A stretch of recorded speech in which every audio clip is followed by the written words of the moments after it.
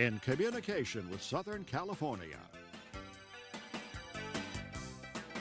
Channel 9 Public Affairs presents the show where kids tell it like it is.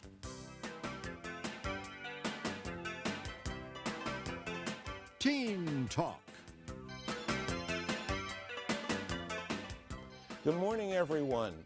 There's an advertisement that reads, "You never get a second chance to make a first impression.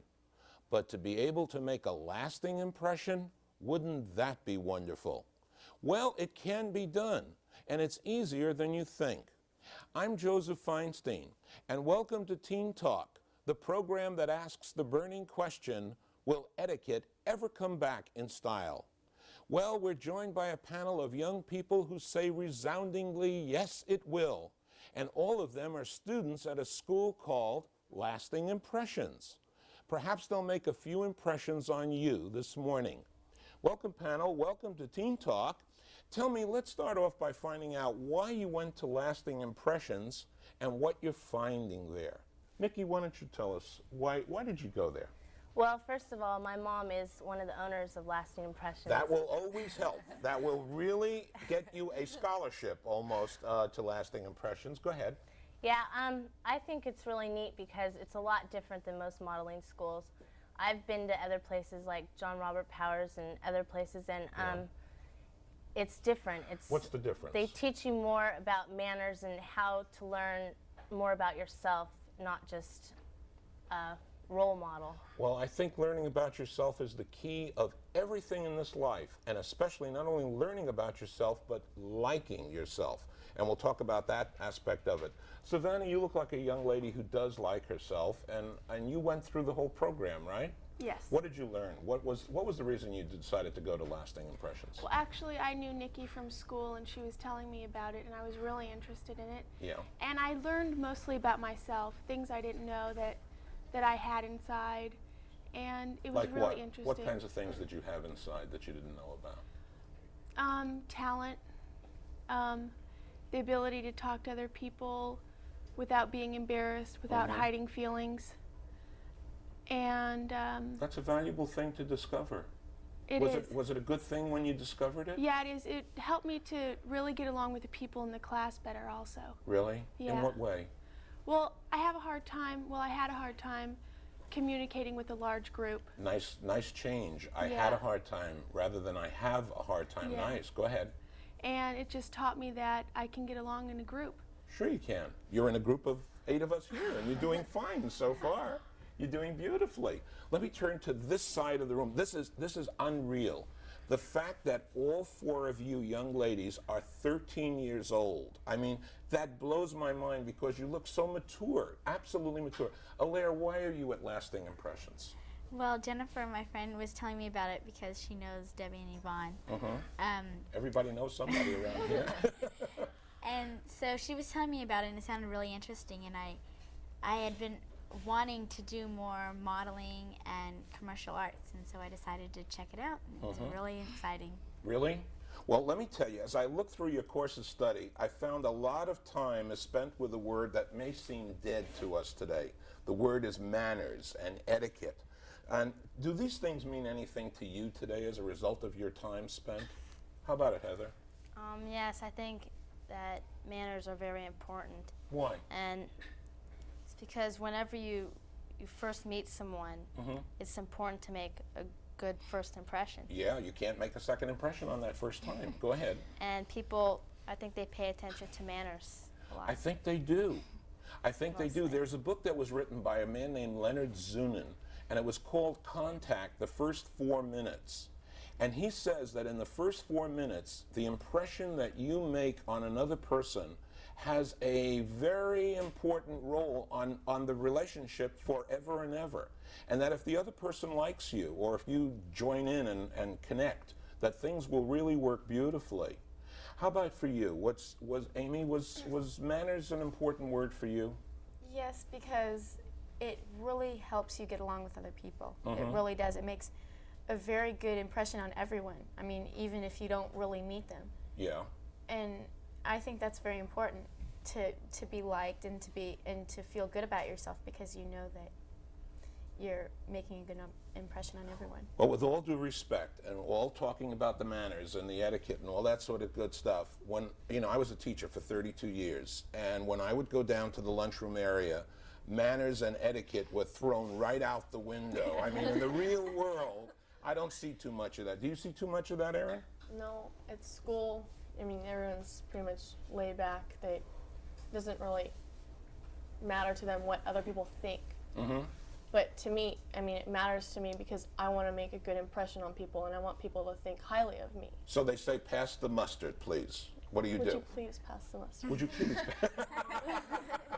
Yeah, and do you, or do you, kind of toss it at the other person the way they do in school?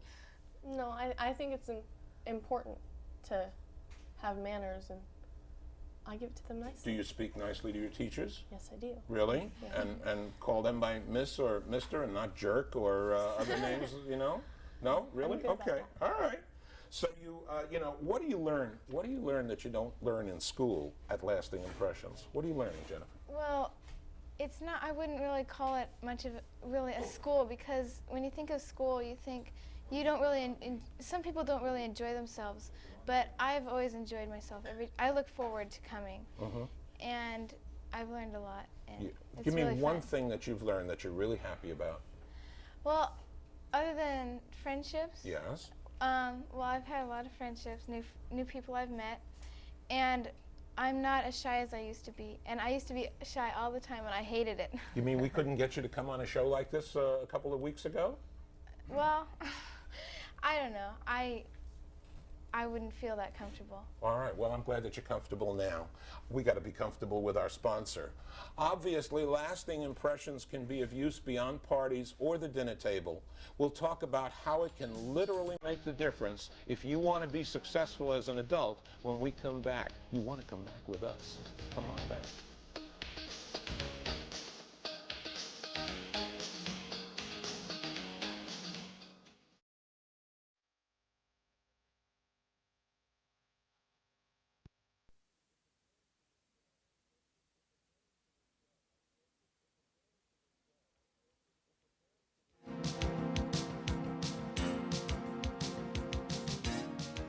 In preparing for this show, I spoke with Debbie Herbst and Yvonne Palese, the founders of Lasting Impressions.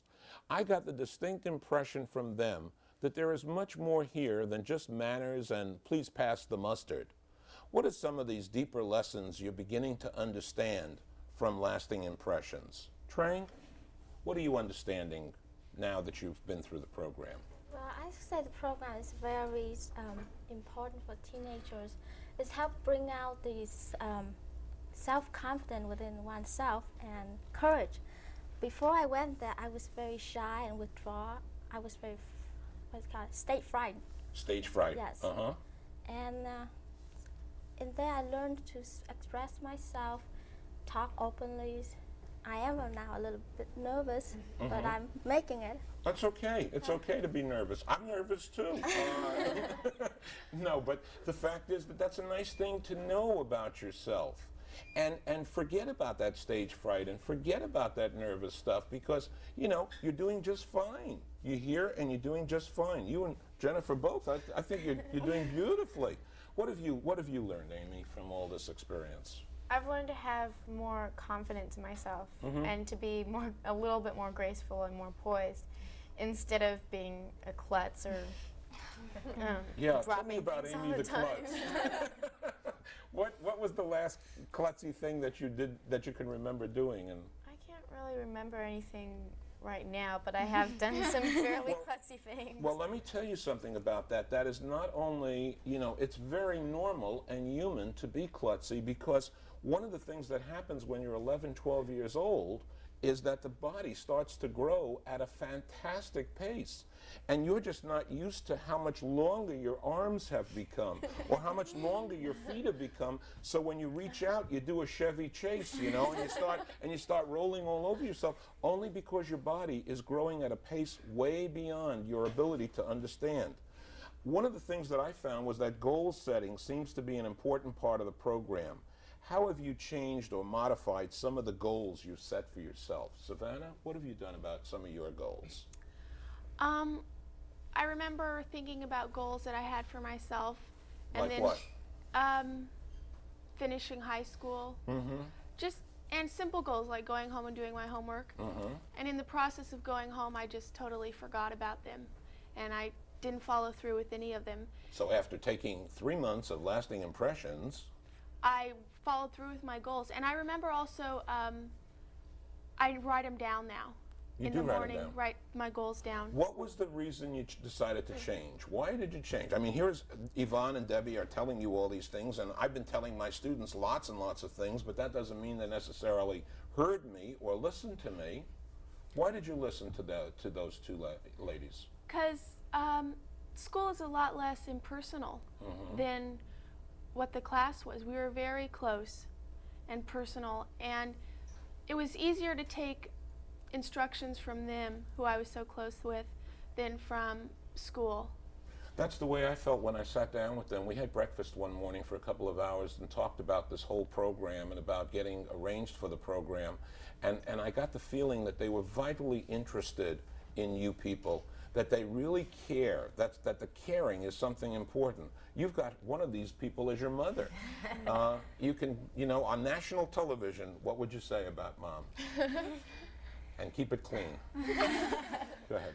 I think she's the greatest mom. I mean, everyone doesn't get along with their mother sometimes. It's natural, but she is a wonderful mother, and she's a role model to me because I look up to her very much and I envy her. I'm always telling my friends, oh, my mother's so beautiful, and I'm always talking about my mom. Yeah, she's lovely not only outside but inside too. Yeah. That's the feeling I had as I was talking with her. Very nice lady. I was very impressed with the stimulation your teachers are giving you to be creative. It's a hard thing. How have you become more creative as a result of the time? How have you done that, Alaire?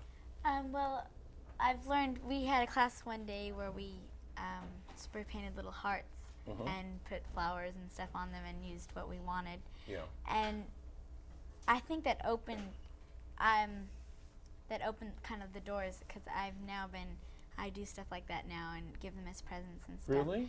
Yeah, it's been kind of interesting to see the creative side. Well, don't forget Christmas, my darling. And the host of the show loves hearts and all kinds of expressions of love. I do. I really do. What have you learned that was creative in your learning there?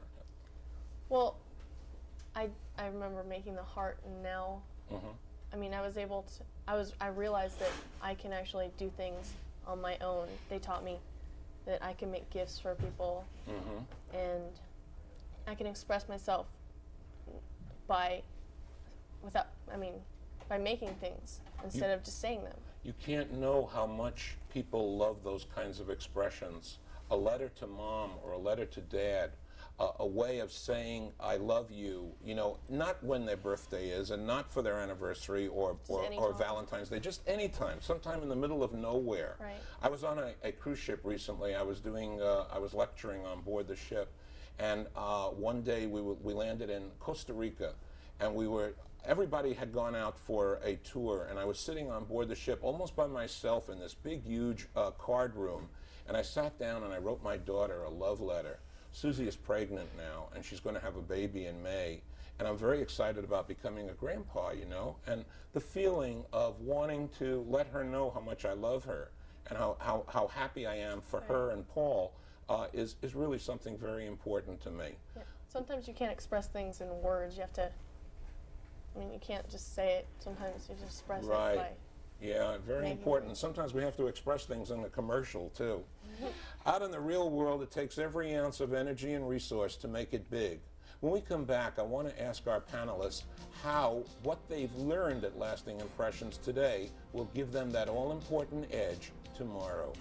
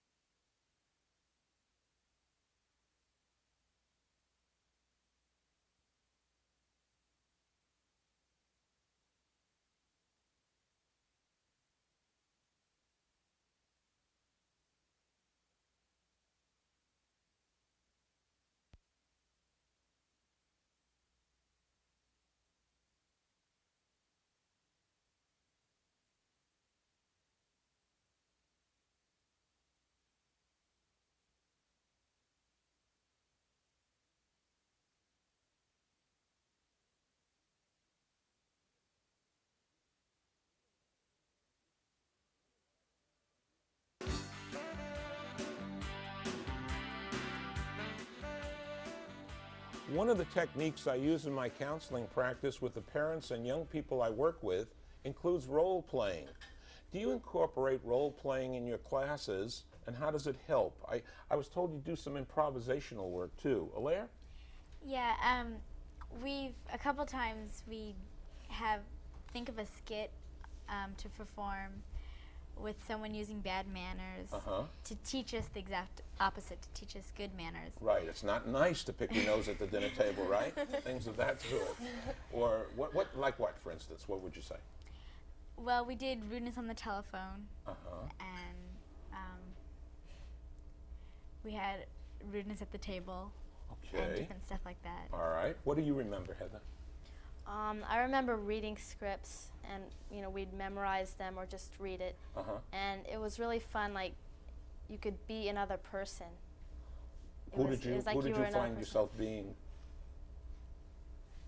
I remember I was a crazy person once. Crazy person. Yeah. And did you do that well? It was fun. It was fun. It was just, being someone else. You don't get to do that a lot. That's good. Every now and then you get out of yourself. That's what Halloween is all about. You become, you become Dracula for a night. What about you, Savannah? Well, basically, I remember having to talk in a language that we make up, and I guess I remember it because I was really embarrassed having to do it.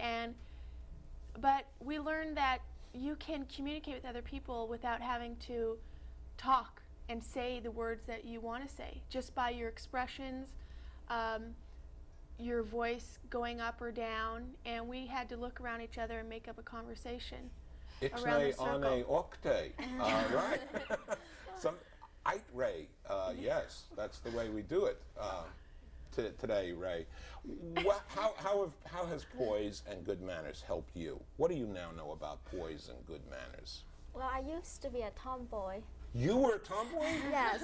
I like to wear men t-shirts and tight jeans. Tuck it in and walk around playing volleyball with the guys. That's not a tomboy. That's a Los Angeles girl. That's what it is. No, it's like tomboys. Yeah. I was very tough. After this class, she taught us how to be manners, be ladylike, how to walk, how to talk, how to dress properly. I feel sophisticated after that. Look at you. Look at your body language. All of you here. You're sitting and with your hands. I got to do this. I'm going to try this next time I do my show, and I'll be so much more poised than what Well, I'll learn. I'm very grateful. Let's pretend that you've been asked to speak before your student body at school on the importance of dressing for success. What do you say? What do you tell the kids, Jennifer? I would tell them it's important to dress. Well, you can express yourself the way you dress.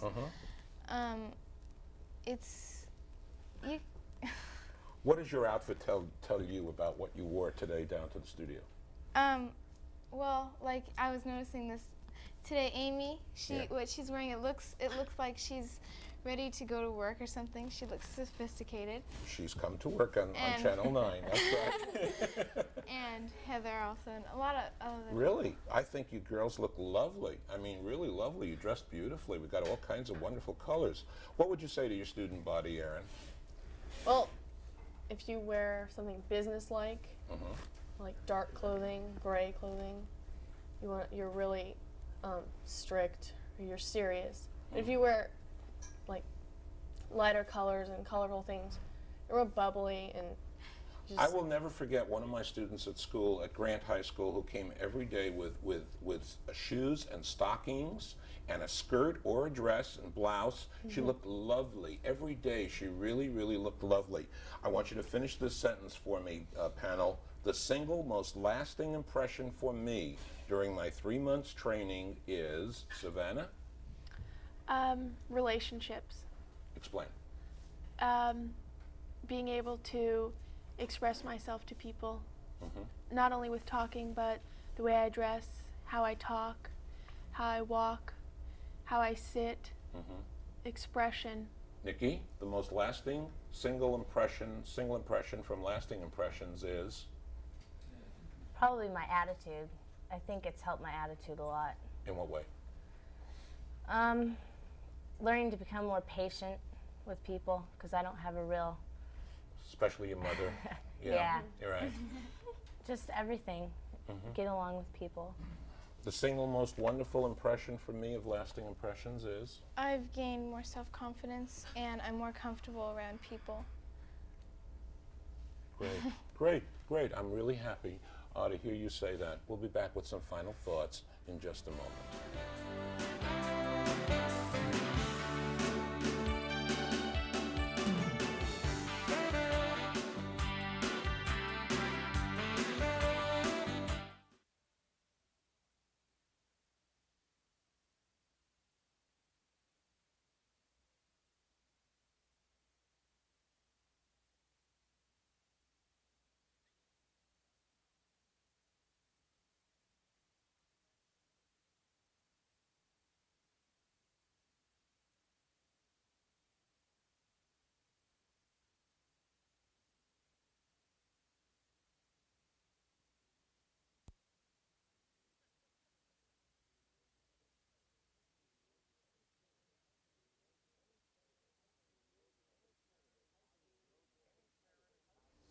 Any parent and teen knows it's competitive out in the real world. High schools and colleges teach young people that to be successful, you have to be smarter and more aggressive than your competition. But maybe there's one detail they're leaving out: the fact that there is still room for courtesy, thoughtfulness, and style. To be set apart from our peers in a way that gives us a little poise and class could very quietly make the real world a better world. If you'd like to find out more about a very special program called Lasting Impressions, you can call Yvonne or Debbie at 818-501-5435. That's 501-5435. Thanks to folks like our panel here today, courtesy, manners, and the art of consideration are alive and well. For Teen Talk, this is Joseph Feinstein saying we'll see you very soon.